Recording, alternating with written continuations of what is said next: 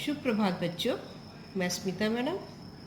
आज हम लोग कक्षा पंचम के व्याकरण के भाग में आते हैं और उसमें पाठ 5 संज्ञा। पिछली कक्षा में मैंने आप लोग को संज्ञा के बारे में विस्तृत जानकारी दी थी। फिर भी थोड़ा सा मैं दोहराऊंगी और फिर हम लोग अभ्यास कार्य की ओर चलेंगे। सभी नाम संज्ञा कहलाते हैं। संज्ञा के 3 भेद हैं: व्यक्तिवाचक संज्ञा, जातिवाचक संज्ञा, भाववाचक संज्ञा। किसी विशेष व्यक्ति, वस्तु या स्थान का नाम व्यक्तिवाचक संज्ञा कहलाता है। जो संज्ञा शब्द किसी व्यक्ति, वस्तु या स्थान की पूरी जाति का बोध कराए, जातिवाचक संज्ञा कहलाता है। गुण, दशा तथा भाव आदि का बोध कराने वाले शब्द भाववाचक संज्ञा कहलाते हैं।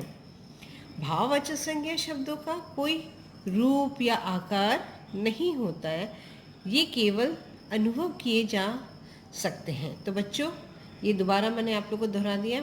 तो फिर आज चलते हैं हम लोग अभ्यास कार्य की ओर। तो पहला प्रश्न देखते हैं।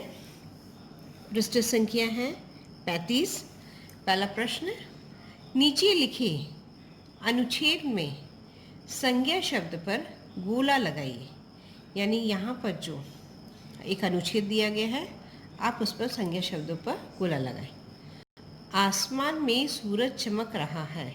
तो बच्चों, आसमान और सूरज संज्ञा शब्द है, इसमें आप गोला लगा लीजिए। पक्षी चहचहा रहे हैं, पक्षी में गोला लगा लीजिए।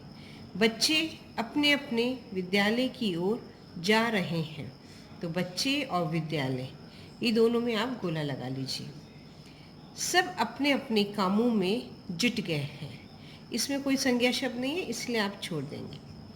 किसान खेत में हल जोतने लगा है। तो इसमें बच्चों किसान, खेत, हल पर गोला लगाएंगे। स्त्रियां कुएं से पानी ला रही हैं। तो स्त्रियां, कुएं, पानी में आप गोला लगाएंगे। सारा गांव सरसों के फूलों की सुगंध से महक रहा है। तो बच्चों, इसमें गांव, सरसों, फूलों, सुगंध, ये सारे शब्द संज्ञा है, तो इस पर आप गोला लगा लीजिएगा। सबके मन में खूब खुशी है। तो खुशी में आप गोला लगा लीजिए। सब मेहनत कर सफलता पाना चाहते हैं। तो मेहनत और सफलता पर आप गोला लगा लें। अब हम लोग प्रश्न नंबर 2 की ओर आते हैं। प्रश्न नंबर 2 है, संज्ञा शब्द पढ़ो। व्यक्तिवाचक संज्ञा शब्द पर लगा। यहाँ हमारे बहुत सारे शब्द दिए गए हैं, उसमें हमें व्यक्तिवाचक संज्ञा शब्द पर ही गोला लगाना है। पहला देख लेते हैं, अंकित, गमला, दूध, कुर्सी। तो व्यक्तिवाचक में यहाँ अंकित है, तो उस पर गोला लगा लीजिएगा। दूसरा है खुशी, बुढ़ापा, अजमेर, सड़क। तो आप लोग अजमेर पर गोला लगा लीजिएगा। तीसरा है तारे, ताजमहल, चांदी, पहाड़। तो ताजमहल पर आप गोला लगा लेंगे। फिर चौथा है पक्षी, चादर, यमुना, फूल। तो यमुना पर आप गोला लगा लीजिए। पांचवा है लक्ष्मीबाई, घर, पतंग, माँ। तो यहाँ हमें लक्ष्मीबाई पर गोला लगाना है, क्योंकि ये व्यक्तिवाचक संज्ञा शब्द है। तो बच्चों, अब हम प्रश्न नंबर 3 की ओर आते हैं। प्रश्न नंबर 3 है, संज्ञा शब्द पढ़ो। जातिवाचक संज्ञा शब्द पर गोला लगा। इससे वाले प्रश्न में था व्यक्तिवाचक, और इस प्रश्न में हम लोग आते हैं जातिवाचक संज्ञा शब्द पर गोला लगाना। तो पहला देख लेते हैं, बस, अजय, सफ़ेदी, शीला। तो बस पर आप गोला लगा लीजिए। ताजमहल दूसरा है, ताजमहल, दिल्ली, बहन, हरियाली। तो बहन पर आप गोला लगा लीजिए। तीसरा है ऊंचाई, जापान, गर्मी, गांव। गांव पर आप गोला लगा लीजिए। चौथा है बंदर, लंबाई, अच्छाई, अनीता। तो आप बंदर पर गोला लगा लीजिए। पांचवा है कुतुब मीनार, सचिन, बचपन, पिताजी। तो आप पिताजी पर गोला लगा लीजिए। अब हम लोग दूसरे प्रश्न की ओर आते हैं, यानी प्रश्न नंबर 4 की ओर आते हैं। अब प्रश्न नंबर 4 की ओर आते हैं। प्रश्न नंबर 4 है संज्ञा शब्द पढ़ो, भाववाचक संज्ञा शब्द पर गोला लगाना है। हमने पहले व्यक्तिवाचक, जातिवाचक, अब हम लोग भाववाचक पढ़ते हैं। नंबर 1 वीरता, शेर, कोयल, भालू। तो वीरता पर गोला लगा लीजिएगा। दूसरा है अजय, दोस्ती, भाई, पेंसिल। दोस्ती पर गोला लगा लीजिएगा। तीसरा पुस्तक, अध्यापक, मोटापा, चाचा जी। तो मोटापा पर आप गोला लगा लीजिएगा। चौथा है सूरज, पंकज, बच्चा, सुंदरता। तो सुंदरता पर आप गोला लगा लीजिएगा। पांचवा है चौड़ाई, विद्यार्थी, कार, चिड़िया। तो चौड़ाई पर आप गोला लगा ली। अब हम लोग प्रश्न नंबर 5 में आते हैं। प्रश्न नंबर 5 में है नीचे लिखे गए शब्दों को पढ़ो और उन्हें सही शीर्षक के नीचे लिखो। यहाँ पर हमें व्यक्तिवाचक संज्ञा, जातिवाचक संज्ञा, भाववाचक संज्ञा में हमें लिखना है ये सारे शब्दों को। तो उसमें से चुनकर हमें लिखना है। तो व्यक्तिवाचक में क्या क्या आएगा? दिल्ली, लाल किला, नेपाल, अनुराधा। जातिवाचक संज्ञा में क्या आएगा? पंछी, गाय, पुस्तक, नदी। भाववाचक संज्ञा में क्या आएगा? सच्चाई, सत्य, दया, अहिंसा। तो बच्चों अब प्रश्न नंबर 6 की ओर आते हैं। प्रश्न नंबर 6 है दिए गए निर्देश के अनुसार संज्ञा शब्द लिखकर वाक्य पूरे करना है।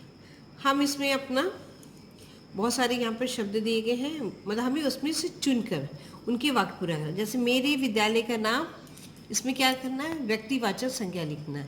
तो ज्ञान निकेतन गर्ल्स स्कूल है।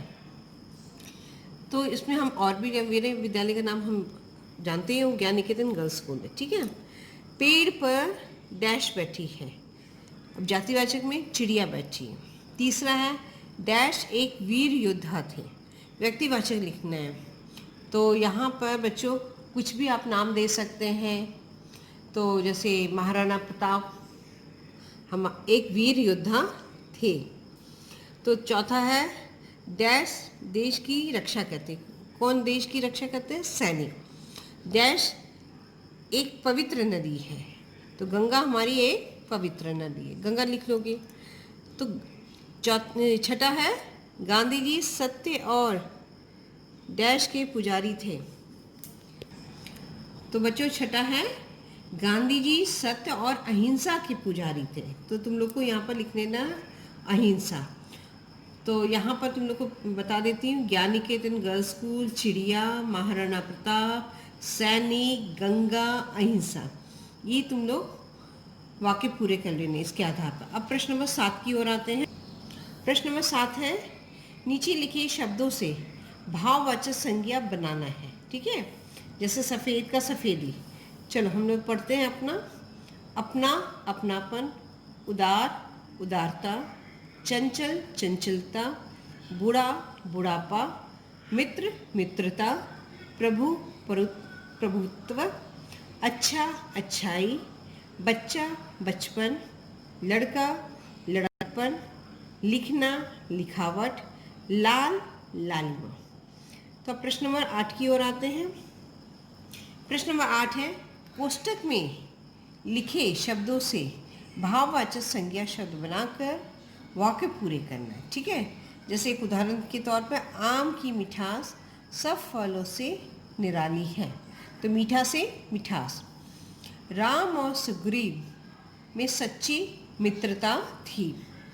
मन लगाने से सब काम सरलता से हो जाते हैं।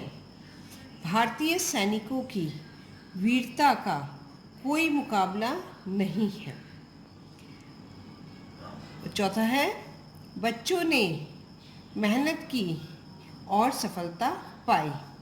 पांचवा कक्षा में सब पढ़ाई कर रहे हैं। छठा वर्षा ऋतु में चारों ओर हरियाली छा गई। सातवां चांदनी रात में ताजमहल की सुंदरता देखने योग्य होती है। आठवां मेरे घर में सफ़ेदी हो रही है। नौवां अपनी बोली में मिठास ला।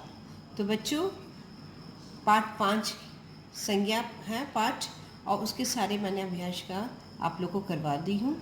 तो बच्चों आज की कक्षा के लिए इतना, धन्यवाद।